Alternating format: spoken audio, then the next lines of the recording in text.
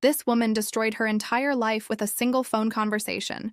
Her name was Claire, 32 years old, and she never imagined that one moment of brutal honesty would cost her absolutely everything she thought she had secured. What happened next became a cautionary tale that spread across the internet like wildfire, leaving her reputation in ruins and her comfortable life completely shattered. Hi everyone, I'm Emma, and welcome back to Mrs. Emma's channel, where I bring you the most compelling real-life stories that will make you question everything you thought you knew about relationships and consequences. What you're about to hear is a story about a woman who thought she had life figured out, who believed she could have her cake and eat it too, and who learned the hardest way possible that sometimes the universe has other plans. So settle in, because this one is going to take you on an emotional roller coaster you won't soon forget. Claire had always seen herself as someone who would never compromise on love. Growing up, she dreamed of passionate romance, the kind you see in movies where two people can't keep their hands off each other. But somewhere between her mid-20s and turning 30, something shifted. Her priorities changed, or maybe she just got tired of waiting for perfection. When she met Nathan, she had just ended things with Brandon, an attractive finance professional who had commitment issues but kept her on her toes. Brandon was exciting, unpredictable, the kind of man who made her heart race. Nathan was the complete opposite. He was steady, dependable, the type of man her mother would approve of, which should have been her first warning sign that something wasn't quite right. Nathan pursued her with an intensity that bordered on desperate. He texted constantly, planned thoughtful dates, remembered tiny details from conversations they'd had weeks ago. Looking back, Claire realized it all seemed a bit too eager, too hungry for her affection. But at the time, she was at that age where all her friends were announcing engagements and planning weddings. Her biological clock wasn't just ticking anymore, it was practically screaming at her. So when Nathan proposed after only 10 months together, Claire found herself saying yes. He wasn't unattractive, he had a secure career, and he seemed completely devoted to her. Plus, his family had money, and he owned a really nice place in the city. She convinced herself that she could do far worse. It made sense on paper, even if her heart wasn't fully in it. Her best friend, Rebecca, saw through the facade immediately. At the bachelorette party, after a few too many cocktails, Rebecca pulled her aside and asked the question that made Claire's stomach drop. Do you actually love this man, or do you just love the idea of being married? Claire had been going on about her ex, Ryan, calling him the one who got away. She laughed off Rebecca's concern, but somewhere deep inside she knew her friend had touched on an uncomfortable truth. The wedding itself was absolutely stunning. Claire made certain of that. She spent countless hours planning every single detail, selecting flowers, choosing centerpieces, perfecting the menu. Nathan simply smiled, nodded along, and signed whatever checks needed to be signed. That was one thing she had to give him credit for. He never hesitated to spend money on her. Their honeymoon in the Caribbean was everything Claire had envisioned. When they returned home, Nathan surprised her with a brand new vehicle, nothing too extravagant, but it was shiny and new and entirely hers. Life fell into a predictable rhythm after that. Nathan went to his corporate job each morning, came home each evening, asked about her day at the consulting firm where she managed client portfolios. He listened patiently while she vented about her coworkers, especially this insufferable woman named Victoria, who constantly tried to steal credit for Claire's projects. Nathan cooked dinner most evenings because Claire was usually exhausted by the time she got home. Then they would watch whatever series Claire was currently obsessed with before heading to bed. The same routine, day after day, week after week. It was comfortable, secure, entirely predictable, and it was slowly suffocating her from the inside. Don't misunderstand, Nathan was genuinely a good person. The kind of good that's almost boring in its consistency. He never forgot anniversaries or birthdays.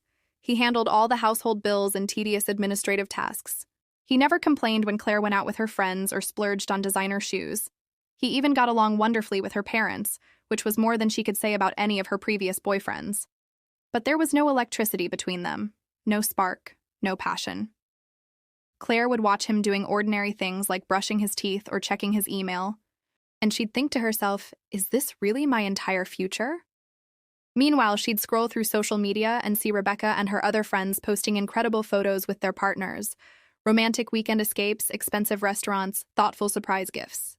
Nathan's version of romance was ordering from her favorite takeout place. That's when Tyler joined the firm. He was tall, charismatic, with this magnetic smile that made you feel like the most important person in any room. He understood her humor, challenged her intellectually, and actually had fascinating perspectives on the world. They started having lunch together, then coffee breaks, then after-work drinks with the team, though it usually ended up being just the two of them by closing time. Nothing physical had happened between them. Claire wasn't a cheater, she told herself that firmly. But she'd be lying if she claimed she hadn't fantasized about it. Tyler made her feel electric in a way Nathan never had. He understood her ambition, her dreams beyond just being someone's spouse. When she was around Tyler, she remembered the person she used to be before settling down. The woman who had goals, who wanted to travel and experience everything life had to offer before accepting a comfortable but passionless existence. The absolute worst part was looking at Nathan, who did everything correctly according to society's checklist, and feeling absolutely nothing. Actually, that's not quite true. She felt resentment. Resentment that she could have held out for someone better, that she'd chosen stability over excitement, that she was trapped in this life she wasn't even certain she wanted, while Nathan got to be with someone completely out of his league. Claire knew how shallow that sounded, but it was her honest feeling. Every time she witnessed a couple who was genuinely, passionately in love, unable to keep their hands off each other, she felt this terrible knot forming in her stomach because she knew that would never be her and Nathan. It never was, and it probably never would be. Just last week, Rebecca had called in a panic about her boyfriend Marcus. They'd been together for about 12 months, and he was beginning to discuss moving in together. Rebecca kept repeating, "I don't know. Something just feels off about this. Is that normal? Did you experience that with Nathan?" If only Rebecca knew the truth. When Rebecca called yesterday afternoon, Claire was in the bathroom getting ready, doing her makeup. Nathan was supposed to be working late at the office, something about a major project deadline he'd been stressed about all week. Rebecca was still obsessing over Marcus and whether their relationship had long-term potential. "Listen to me carefully, Rebecca," Claire said, leaning closer to the mirror to fix her eyeliner. "Remember what I always tell you. Never settle for just anyone. That's the mistake I made." Rebecca went quiet on the other end of the line. "I'm serious," Claire continued, getting more worked up as she thought about her own marriage. "Who knows what other opportunities I passed up? Nathan was literally my absolute last option. And now look where I've ended up," she went on, pouring out all her frustrations. How Nathan paid for everything but lacked any real ambition beyond his comfortable corporate position. How he was obsessed with her but didn't truly understand who she was as a person. How she sometimes lay awake at night imagining what her life might have been like if she'd just been patient enough to wait for someone better. "You deserve passion," Claire told Rebecca firmly. "You deserve someone who challenges you and excites you, not just someone who provides financial security." After hanging up, Claire finished getting ready and wandered into the living room to watch television before Nathan arrived home. She must have dozed off on the couch because the next thing she knew, Nathan was standing in the doorway, staring at her with the strangest expression she'd ever seen on his face. Not anger, exactly, but something hollow, like a light had been switched off behind his eyes. "Hey," Claire said, stretching and yawning. "You're back early. How did the project go?" "It went fine," he replied, his voice completely flat and emotionless. He didn't move from where he stood. "Is everything all right?" Claire asked, feeling a sudden wave of unease wash over her. Nathan was always so predictable in his routine. He'd come in, kiss her cheek, ask about her day, start preparing dinner. This silent, statue-like version was entirely unfamiliar. "Just tired," he muttered finally, then walked right past her toward the bedroom without another word. The following few days were deeply unsettling. Nathan became quiet, withdrawn. He stopped asking about her day, stopped cooking their meals, stopped sharing the bed with her, claiming he didn't want to disturb her sleep when he had early morning meetings. Claire figured he must be stressed about work or something, but whenever she asked, he just shrugged and insisted everything was fine. Men, right? Always claiming things are fine when they're clearly not, then expecting you to somehow read their minds. Claire decided to give him space to work through whatever masculine crisis he was experiencing. Meanwhile, she spent more time at the office where at least Tyler appreciated her company and made her feel valued. By the weekend, though, Claire had reached her limit with the silent treatment. Nathan was sitting at the kitchen table Saturday morning, staring into his coffee cup like it contained the answers to life's greatest mysteries. "All right, what's going on with you?" Claire demanded. "You've been acting bizarre all week." Nathan looked up at her, and something in his expression made her stomach plummet. It wasn't anger or sadness she saw there. It was recognition, like he was seeing her with complete clarity for the very first time. "We need to sit down and have a serious conversation," he said quietly. "We are sitting down," Claire pointed out, trying to inject some humor into the tension. He didn't smile. "Claire, I came home early on Tuesday. I heard your entire phone call with Rebecca." The blood drained from Claire's face.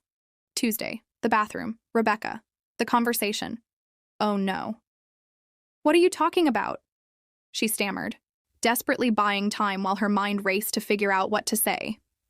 "You know exactly what I'm talking about," Nathan said, his voice eerily calm and controlled. "I heard you tell Rebecca not to settle like you did, that I was your last option, that you're unhappy with where you ended up in life." Claire opened her mouth to deny everything, then closed it again. How much had he actually heard? What could she possibly say that would fix this situation? "It's not what you think," she tried, reaching across the table for his hand. He pulled away before she could make contact. "I was just joking around with Rebecca.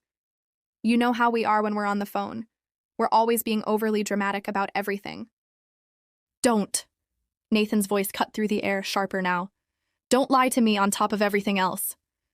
"I'm not lying," Claire protested, forcing tears to well up in her eyes. They'd always worked on Nathan before. "I love you. You know I love you." "Do I?" he asked, looking directly at her with those penetrating eyes. "Because from what I overheard, you settled for me. You believe you could have done significantly better. You resent the life we've built together." "You're taking everything completely out of context," Claire insisted, letting the tears flow freely now. "I was just having a terrible day and venting my frustrations. You know I didn't mean any of it." Nathan sat in silence for a long moment, just studying her face like he was seeing her for the first time. "I've been thinking about this constantly all week," he finally said, "going over our entire relationship in my mind, from the very beginning. And you know what I realized? It actually makes perfect sense. The way you never seem genuinely excited to see me. The way you constantly compare me to your ex-boyfriends. The way you're always on your phone when we're supposed to be spending time together. That's not fair," Claire said, switching her approach. "If you had problems with me, you should have communicated that instead of eavesdropping on my private conversations." "I wasn't eavesdropping," Nathan said with infuriating calmness. "I came home early to surprise you because I received that promotion I've been working toward for months. I was planning to take you out to celebrate." The promotion. The one he'd been incredibly stressed about. The one that would mean substantially more money and security for their future. For her future. "Well, congratulations then," Claire said weakly. "Claire," Nathan said, ignoring her attempt to change the subject. "I don't think this marriage was the right decision for either of us." Her heart started pounding violently in her chest. Was he actually doing this? Ending their marriage over one stupid conversation? "You don't mean that," she said, reaching for his hand again. This time he let her take it, but his fingers remained completely limp in her grasp. "We can work through this together. I'll do better, I promise. We can go to couples counseling or something." "It's not about doing better," he said, gently extracting his hand from hers. "It's about the fundamental fact that you don't love me. Maybe you never did. And I deserve to be with someone who actually does." "I do love you," Claire insisted, panic rising like bile in her throat. This couldn't be happening. What would she do? Where would she go? How would she survive? "No," Nathan said, standing up from the table. "You don't. And I think we both know that's the truth." Something inside Claire snapped at that moment. All the fear and guilt she'd been feeling transformed instantly into pure, blinding rage. Who was he to judge her? To throw away everything she'd built over one moment of weakness? "Fine!" she shouted, standing up so abruptly that her chair toppled backward with a crash. "You want the truth? Yes, I settled for you. I could have had anyone I wanted, but I chose you, and this is how you repay me?" By throwing a tantrum the second things get difficult? Nathan didn't even flinch, didn't raise his voice to match her volume, just looked at her with this mixture of sadness and what looked disturbingly like pity. You think you can find someone better than me?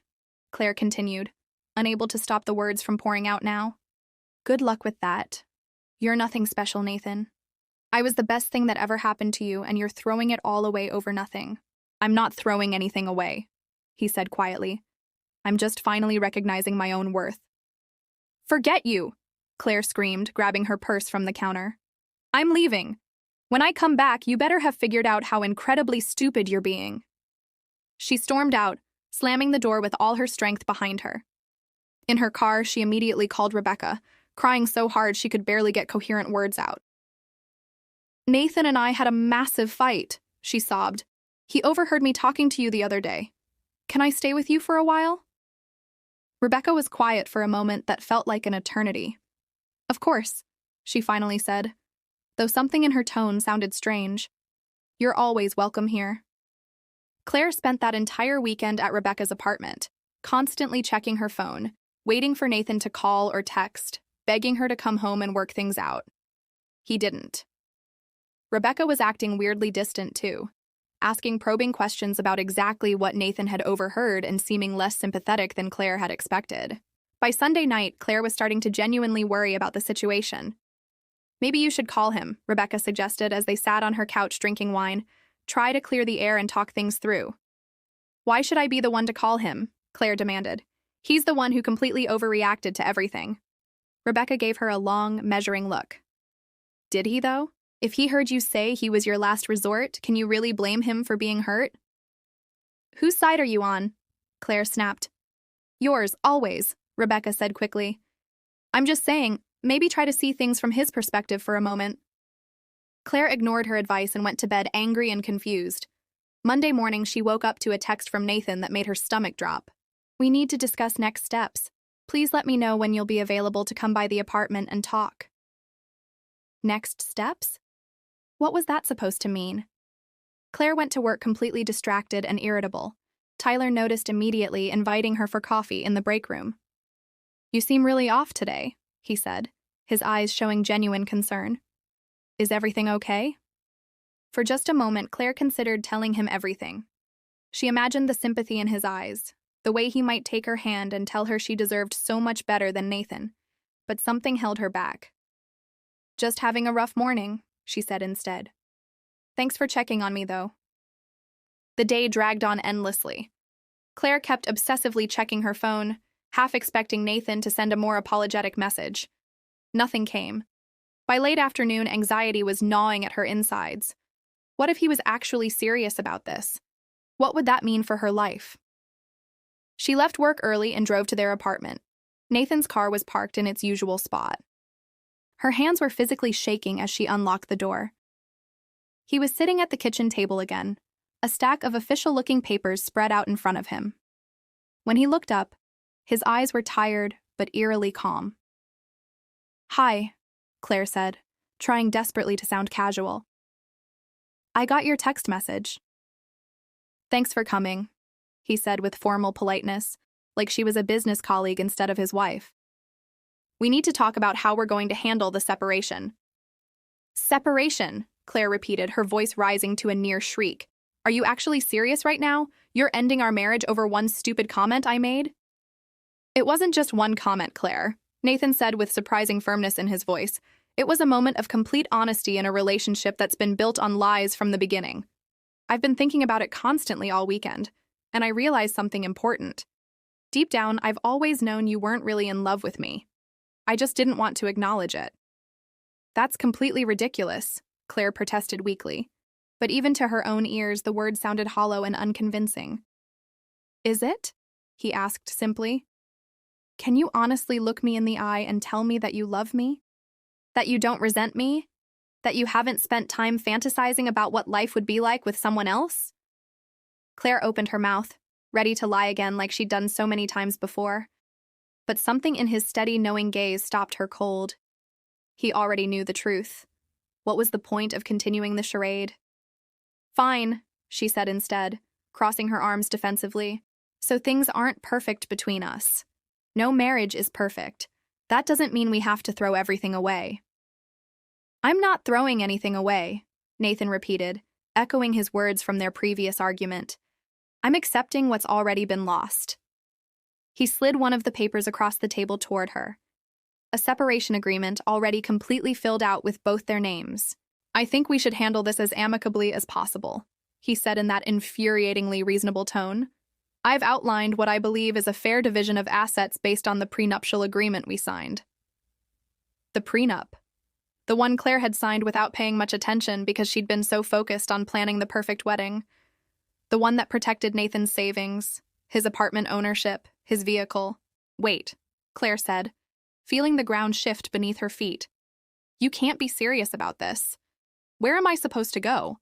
What about everything we've built together? You're welcome to stay in the apartment until you find your own place, Nathan said, his tone remaining infuriatingly reasonable. I can move into the guest room temporarily. As for what we've built together, he shrugged slightly. I think we both know this was more of a convenient arrangement than a real marriage. Something inside Claire shattered completely at those words. All the fear and uncertainty about her future crystallized into pure volcanic rage. You think you can just decide this entirely on your own? She shouted at the top of her lungs. You think you can just discard me like I'm worthless garbage? I'm not discarding you, Claire, Nathan said, still maintaining that maddening calm. I'm setting both of us free to find what we actually need. Free? Claire laughed, a bitter, ugly sound. You think I want to be free? You think anyone else is going to take care of me the way you do? The moment those words left her mouth, Claire knew she'd made a catastrophic mistake. Nathan's expression hardened in a way she'd never seen before. That's exactly the problem, isn't it? He said quietly, but with steel in his voice. You never wanted a life partner. You wanted a caretaker, someone to fund your lifestyle. That's not what I meant, Claire backpedaled frantically. I just meant that… I know exactly what you meant, Nathan cut her off. And I'm done being used. Claire stared at him in complete shock. This was a stranger wearing her husband's face. Where was the man who would do absolutely anything to make her happy? Who laughed at her jokes no matter how bad they were? Who forgave her moods and paid for everything without ever complaining? You're making a huge mistake, Claire said, grabbing her purse with trembling hands. When you finally realize that, don't expect me to come running back to rescue you. I won't, Nathan said with absolute certainty. Claire stormed out again, slamming the door even harder than the first time. In her car, she screamed at the steering wheel, hitting it repeatedly until her palms stung and went numb. This couldn't be happening. Not to her. Not now. Not like this. She drove aimlessly for hours, replaying every moment in her mind. The more she thought about everything, the angrier she became. Who did Nathan think he was? She was the best thing that had ever happened to him. Without her, he was just another boring, average guy with a decent job. He should be grateful she'd chosen him in the first place. Eventually, she ended up back at Rebecca's apartment. Her friend opened the door in pajamas, looking surprised to see her again so soon. How did the conversation go? Rebecca asked cautiously. He wants a divorce, Claire said, pushing past her friend into the apartment. Can you believe that? Over one stupid phone call where I was just venting. Oh, Claire, Rebecca sighed, sitting beside her on the couch. What exactly did he say to you? Claire collapsed dramatically, tears flowing again. He claims he knows I don't really love him, that our marriage was just some convenient arrangement. He already had separation papers completely prepared and everything. I'm so sorry, Rebecca said, though her sympathy seemed muted somehow. He's going to regret this so much, Claire sniffled. He'll never find anyone even close to as good as me. Rebecca was quiet for an uncomfortable moment. Claire, I need to show you something. She picked up her tablet from the coffee table and tapped the screen several times before handing it to Claire. It was open to some website Claire didn't recognize immediately, showing a page full of comments. At the top was a post with a title that made Claire's blood run cold. I overheard my wife telling her friend not to settle like she did, that I was her last resort. Claire's hands began to shake as she skimmed through the post. It was their story. Every single detail exactly as it had happened, written from Nathan's perspective. He documented everything. Coming home early, overhearing the phone call, their confrontation, all of it. The post had thousands of upvotes and hundreds of comments. Almost every single one was supportive of Nathan and absolutely condemning of Claire. "Did you know about this?" Claire looked up at Rebecca in complete shock. Rebecca nodded slowly. "It went viral yesterday. Jessica sent it to me because, well, the story sounded very familiar to me." "Familiar?" Claire repeated, her voice rising sharply. "He's sharing our private business online for the entire world to see and judge, and you're acting like this is okay." "I'm not on anyone's side," Rebecca said carefully. "But Claire, the things you said about Nathan, about settling for him, they were really hurtful. How would you feel if you overheard him saying those exact things about you?" Claire stared at her friend, feeling betrayal burning in her chest like acid. "I cannot believe you right now. You're supposed to be my best friend." "I am your best friend," Rebecca said firmly. "Which is exactly why I'm being honest with you instead of just telling you what you want to hear. What you said hurt Nathan deeply, and now thousands of people know about it. This isn't just going to disappear." As if to confirm Rebecca's words, Claire's phone started buzzing repeatedly with incoming texts. One from another friend.